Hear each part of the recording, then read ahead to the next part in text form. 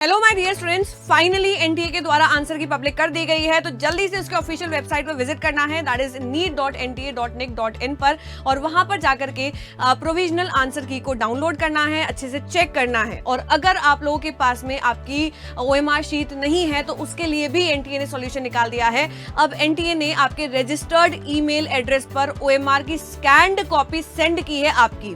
तो अगर नहीं है तो आप वहां से भी अपलोड करके और फिर आंसर की से मैच कर सकते हैं अपने आंसर्स। साथ ही साथ एक और पब्लिक नोटिस रिलीज किया है एनटीए ने अभी कि अगर आपको कोई भी ऑब्जेक्शन है आंसर से रिलेटेड तो आप लोग चैलेंज कर सकते हैं उस प्रोविजनल आंसर की के अंदर कोई भी क्वेश्चंस को। बट कब तक कर सकते हैं, तो यहां पर देखना, आंसर की चैलेंज करने के लिए सबसे पहली बात तो ये कि आपको पर क्वेश्चन 200 रुपीज फीस सबमिट करनी पड़ेगी, जो नॉन रिफंडेबल है।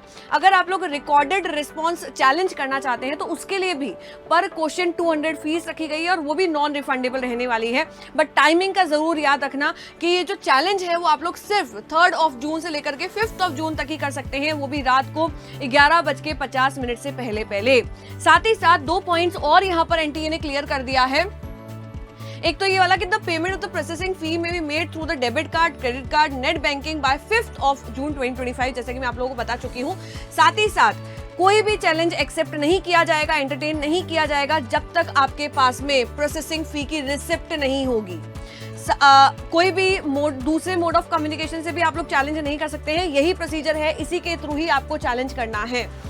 एक और यहाँ पर पॉइंट बच्चा नोट डाउन करना, that challenges made by the candidates will be verified by the panel of subject expert। मतलब खुद सब्जेक्ट एक्सपर्ट जो है वो चैलेंज को देखेगा, अच्छे से समझेगा, और अगर उसे लगता है कि यार नहीं ये चैलेंज जो है वो बच्चे का सही है, तभी प्रोविजनल आंसर की के अंदर चेंजेस किए जाएंगे, उसको रिवाइज किया जाएगा आंसर की को, और उसके बाद में ही नीट का रिजल्ट डिक्लेयर किया जाएगा। कोई भी स्टूडेंट को ये इन्फॉर्मेशन नहीं दी जाएगी कि आपकी चैलेंज किया हुआ क्वेश्चन जो है वो गलत है या सही है।